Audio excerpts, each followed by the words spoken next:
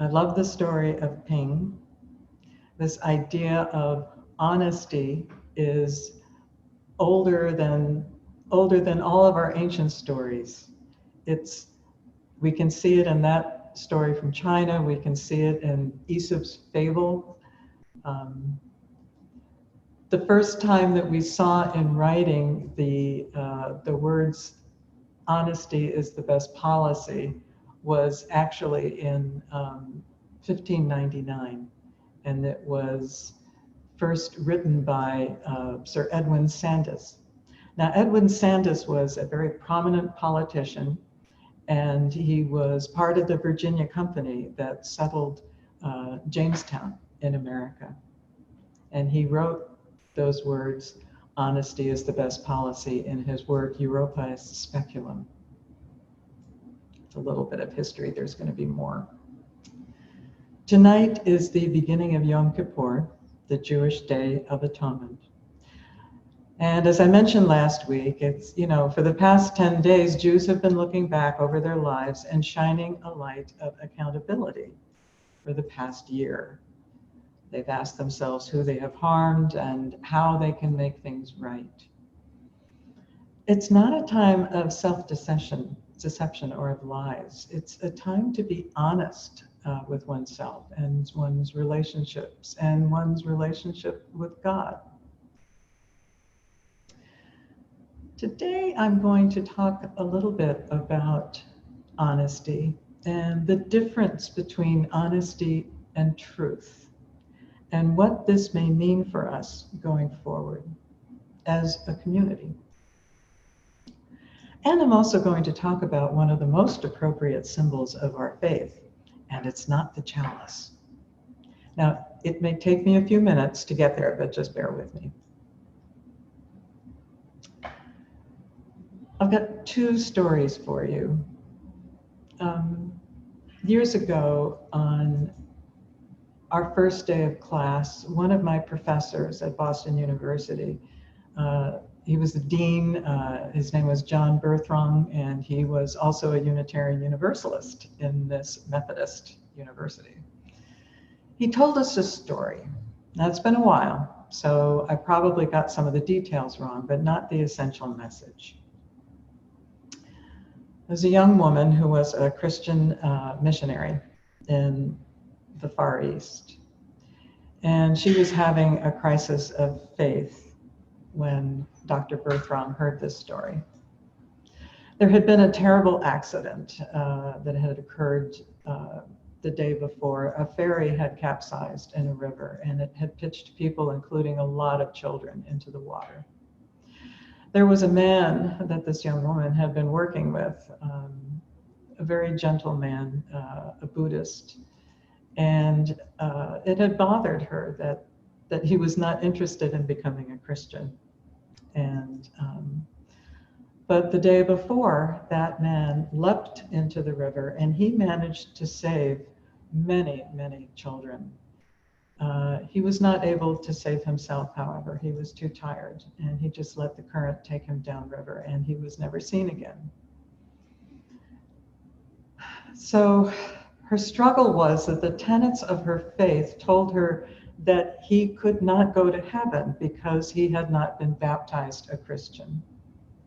But she could not believe that this gentle soul who had died saving others would or should be punished for eternity. And her struggle was, could she still be a Christian the way that she understood Christianity and not believe this tenet? Closer to our own time, there's a story of Bishop Carlton Pearson. And I've told this before, years ago. He was the leader of a 6,000 member Pentecostal church in Oklahoma. And he had his own crisis of faith. He was watching an evening news magazine, and he was holding his infant daughter when the cameras in a war-torn nation in Africa started panning across the features of tiny starving babies. And he looked at his daughter, and he looked at the screen, and he remembered talking with God And he said, God, I don't know how you could call yourself a loving, sovereign God and allow these people to suffer this way and then suck them into hell. Pearson said his tradition told him that they were going to hell, no ifs, ands, or buts about it. And the only way that they weren't going was if somebody preached the gospel to them and that they accepted Jesus Christ into their lives before they died. If the only way they're going to get saved is to preach the gospel to them, then put your baby down and get on an airplane and go get them saved. And then he remembered thinking, I can't save this world. I'm looking at the hell that is there, and I understand that we created it. He heard God saying then, you keep creating and inventing hell for yourselves. I'm taking them into my presence. I saw, he said, how we create hell for each other. God is not the inventor of hell. We have presented God as a monster. He went on to say, he wondered if God had ever been as angry at us at all. He said, he thought to himself, Jesus didn't come to protect us from God. Jesus came to reconnect us with God. I don't know what happened to the young missionary, but I do know what happened to Bishop Carlton. When he shared his Universalist revelation with his congregants, he lost his ministry. They weren't interested in hearing that news. They could not follow him into the idea of a just and loving God for everyone. Now, why am I telling you these stories? I'm telling you because I have something hard that I believe that I want to share with you. I don't think that we can be good people without, at some point in our lives, having a crisis of conscience. We cannot have a crisis of conscience without at some point questioning why we believe the things that we do about other people. Why we believe the things that we do about how things work in the world, about who is safe and who is to be feared, about what we are owed by life and what we owe others.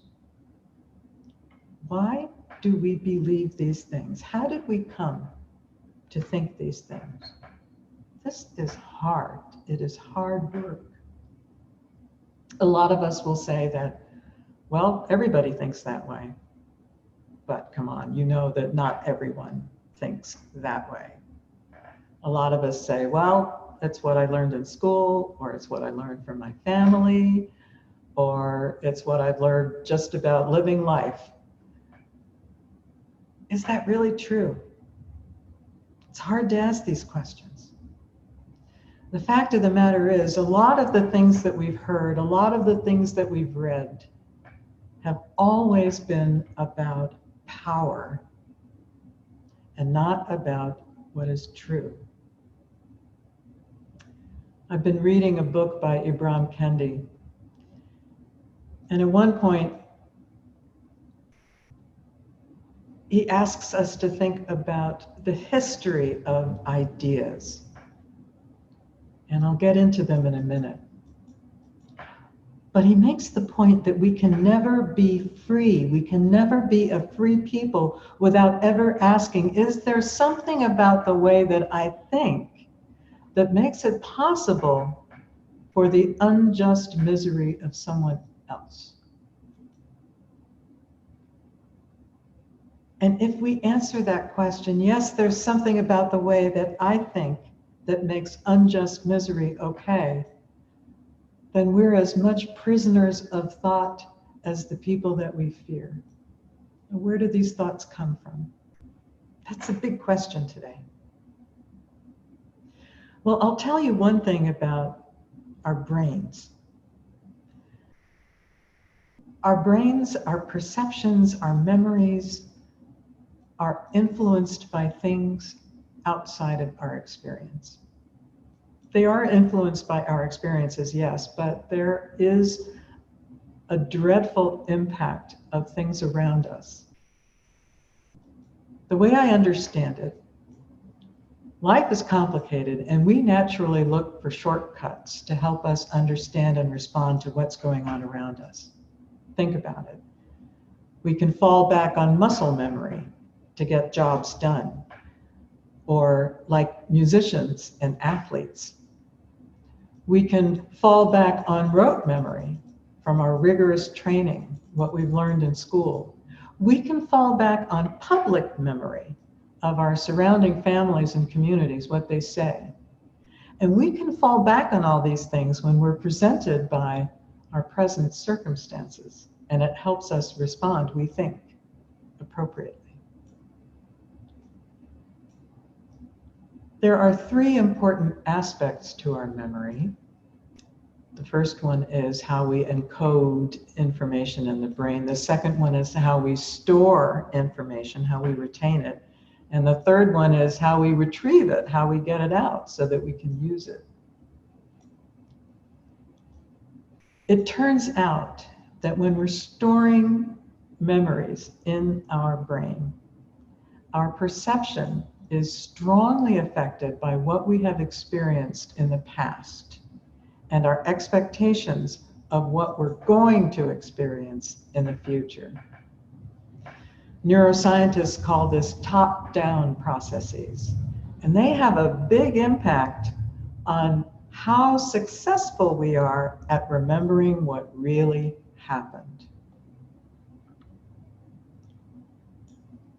This is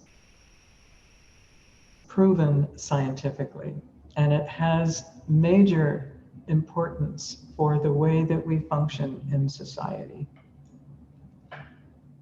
We can misremember things because we can't believe that they're true, or we didn't understand what we were seeing. We can misremember things because a group of people that we were with is making up a story about what happened that's not exactly what really happened. We can misremember things because we have biases. Studies have shown that football fans tend to think that, there were more mistakes and harsh plays on the part of the other players rather than their own team. We can misremember traumatic things that we're looking at. And we see this often when we see accounts of criminal activities and arrests. And what has helped our society become more aware of the problems with our memory are smartphones, because they can record what's happening, and we no longer will misremember or make mistakes because we see the evidence right in front of us. We protect our memories this way.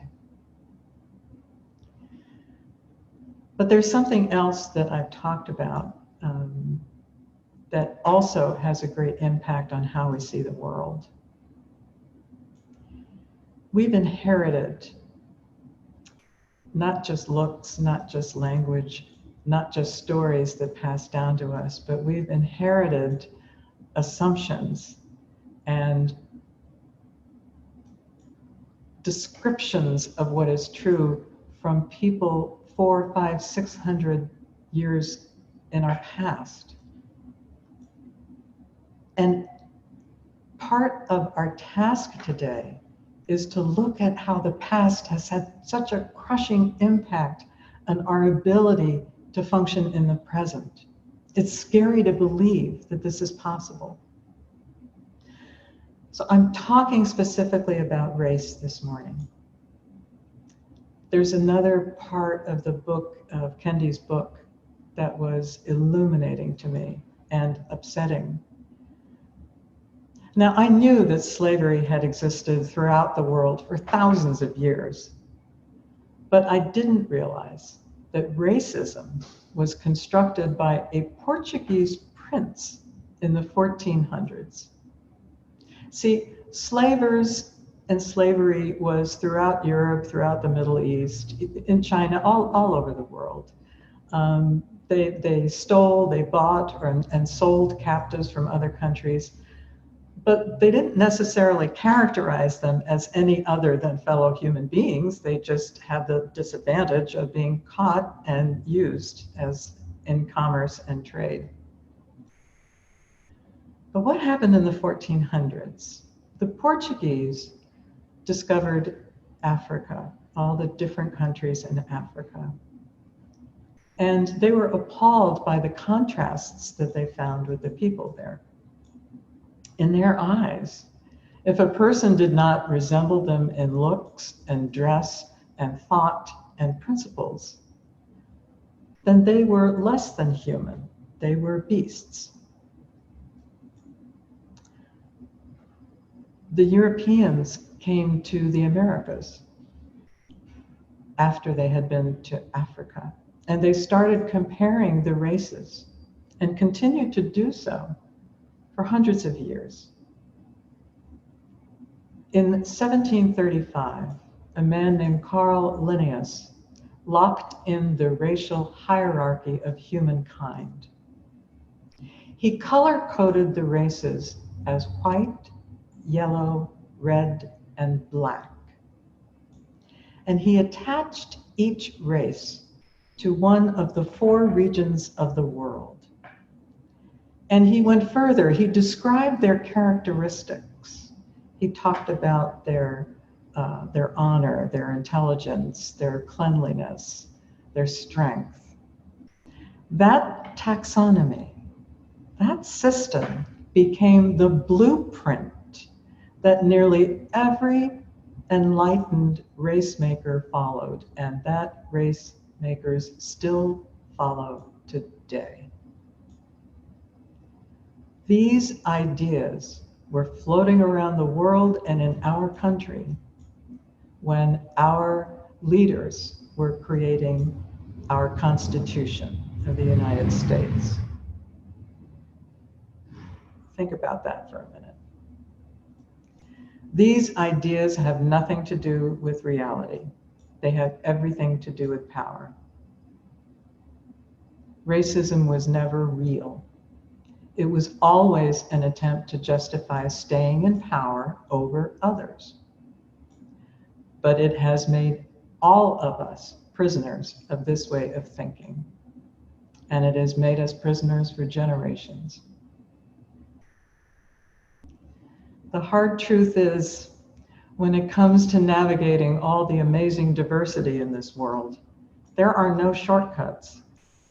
There are no one-size-fits-all assumptions that work all the time. There are no easy answers to anything that has to do with being human.